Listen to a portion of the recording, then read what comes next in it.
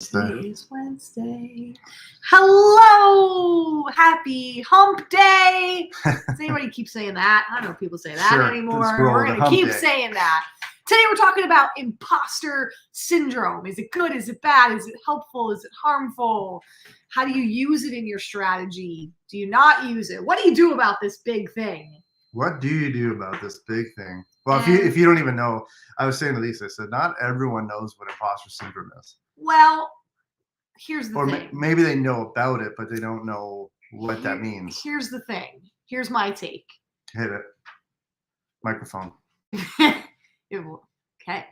If you, you took it away, right? I was going to talk into it. If you are pushing boundaries, if you are going for things, if you are reaching for things that are scary and it's a stretch for you, you've most likely felt imposter syndrome. So there's absolutely no shame.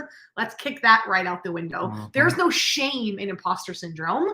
I think imposter syndrome is a byproduct of going for it, of getting out of that comfort zone, of really stepping into, this is what I want to do, or this is the impact I want to make in the world. And there's that piece of you that is playing in this unknown, scary territory that goes, who the hell signed themselves up for this thing? Mm-hmm. Oh, I did. I know I felt that before every solo show I ever did. We'd be like driving in the car to the theater and I'm like, why am I doing this? Why am I doing this to myself? I want to puke. And that moment where they say, and please welcome Lisa Pizik to the stage with too big for her britches. I'm like, where is the nearest exit that I can just like, can I just keep going this way through the exit door? And I'm like, are you sure it's me? Like, you want me for this show? And we had a client who is having massive success.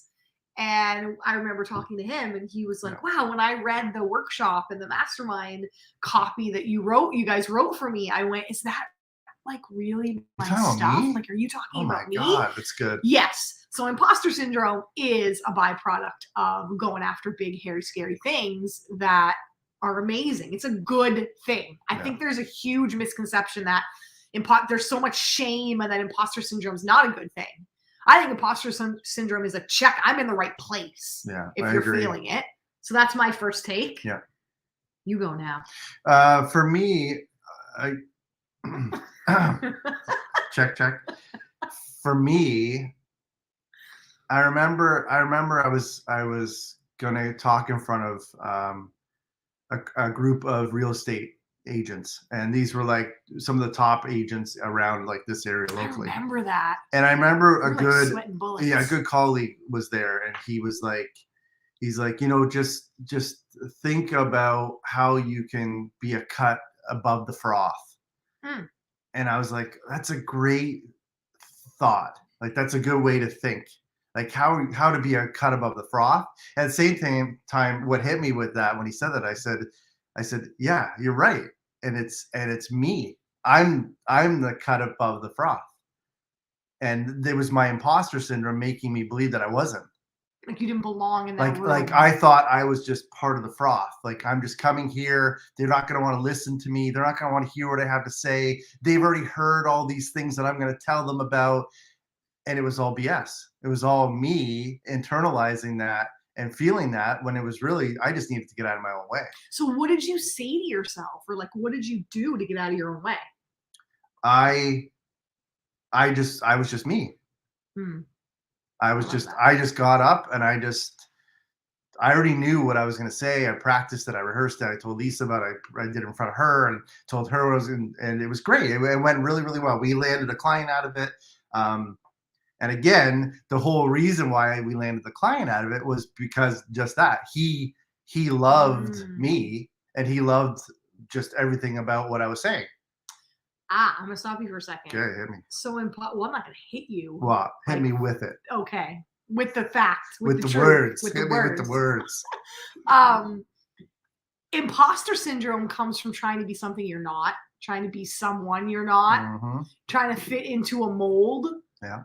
And I think we do that, especially newbies and business owners, newbie business owners, newbie, whatever you're doing that you're new at. You go, ooh, that person has a lot of success doing it that way. So that's how I'm going to do that's it. how I That's should how do I'm it. going to speak. That's how I'm going to write. That's how I'm going to pitch this. That's how I'm going to launch this. That's how I'm going to plan my business. And back to what we've been talking about all week, if you tuned into our other lives, it's about making sure you're true to yourself. You're doing the business that you love. What did we talk about yesterday? My brain is like this week. Whatever we talked about yesterday, it was good. I don't remember. I truly don't remember what we talked about yesterday. That is the week we're having. But it's all about your strategy. Oh, it was about assuming, not assuming. Oh, not assuming. Like what you were talking about. Yeah. How you were like, oh, they've already heard this. They already know. Yeah. So imposter syndrome comes from not being true to yourself. And that's that deadly combination of putting yourself in an unknown, scary, new situation and then not being yourself. So it's not that unknown, new, scary situation that causes imposter syndrome. It may be. Yeah. But is it good? Is it bad? It's neither. Is it harmful? Is it helpful? It's neither. It's how you internalize it and what you do about it. Yep. And people feed off your energy. We know those mirror neurons, if you want to get all brainy. It's that we see how other people are showing up and we match that. So if you're showing up thinking I don't belong here, then people are going to discount you. Yeah, you don't belong here. If you show, Brene Brown talks about our brain is a searching mechanism. And if you're like, everyone here thinks I'm stupid, you're going to search for the look on someone's face to validate that they think I'm stupid. Yeah. Or if you're like, I got something good to say, I'm going to help these people, I belong here, you'll find, your brain will find that same validation and that same thing. So I think imposter syndrome is a good thing. I love it. I think imposter syndrome helps you go internal and really get rooted in your why and yourself and who you know yourself to be. And I think it's not something we should keep internalized. Mm-hmm. If you're feeling imposter syndrome, you need a good team or a good mentor or a good person, good therapist, like whoever your person is, to talk through it. Because we always make the worst case scenario in our brain. Totally true. We always go to the worst case scenario. Well, we even talk about that with Oliver. Not that it's bad. And not that it's bad. He just like, I can't even. We like go on a roller coaster and he's like, am I going to flip off the side of it? Has anybody ever fallen off a roller coaster? We're like, no. What? Like, maybe you'll ride. Just have fun. Maybe you'll ride the bus. What if I get on the wrong bus? I'm like, babe, you always go to like the worst case scenario. I don't even remember what he was saying.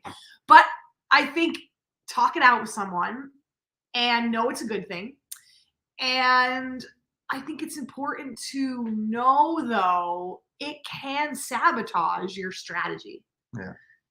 Because we see people that aren't being authentic. And I know that word authentic gets a bad vibe, but you feel it, right? Have you ever had that with somebody where you're like, I don't like that person and I don't really quite know why, but I just don't. Yeah. Or the opposite. I don't actually know that person, but I love that person. Yeah. Like I want to get to know hang that out person. with that person. I want to be around that person. Yeah.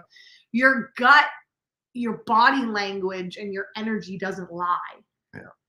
So you could have the best landing page, the best sales video, the best email copy, the best slide deck, the best keynote, the best website, the best social media, the best everything. But if you're not being true to yourself and you're not showing up as yourself, people are going to feel that and they're going to feel that disconnect. So don't fall victim of imposter syndrome. Know it can be a good thing. Yeah, take it in. Take it in. Take it in and use it. I mean, it's almost like an I think almost like when you think of like runners or like running the 100-meter dash, like they're probably all in that line going, why am I here? How did I get here? Look at these. I'm standing beside the world's fastest runners. What the heck am I doing here? That's one way they could think. Or it's like, no, I've done the work. I'm here. I've got my own path to that finish line. I'm going. And that's it. It's like Bo when he talks about when you see the fight, like the UFC fight. I don't watch any of that kind of stuff. Yeah, we don't watch it. But it's like you see the person that's like running their mouth, and you're like, oh, that's not going to go well for them. And then you see the person who's just knocked like out. Yeah. nodding their head, and they're quiet and they're calm, and you know instantly who's going to win that fight. Yeah.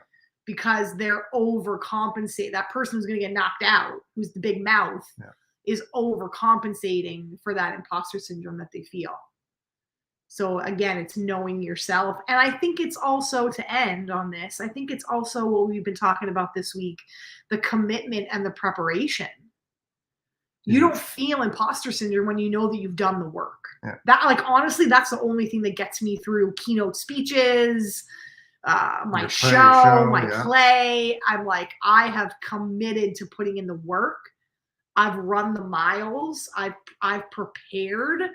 So I'm not worried. I'm nervous because I care about the outcome, but I'm not worried. I know I got this. No imposter is taking you off the rails. That's right. All right. That's our message. Anything else today for the mic? No, I think it's ready for a mic drop. We're out. P6 out.